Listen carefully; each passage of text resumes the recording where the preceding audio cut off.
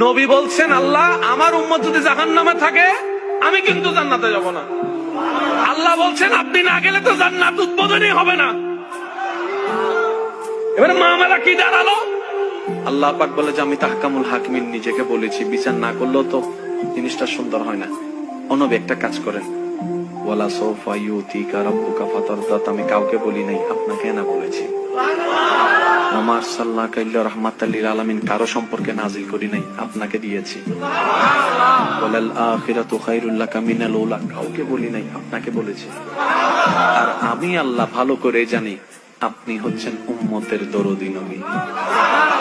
আপনি নিজের জন্য কাঁদেন নাই, সন্তানের জন্য কাঁদেন নাই, পরিবারের জন্য কাঁদেন নাই, নাতির জন্য কাঁদেন নাই, যত কেঁদেছেন জীবনে সবকিছু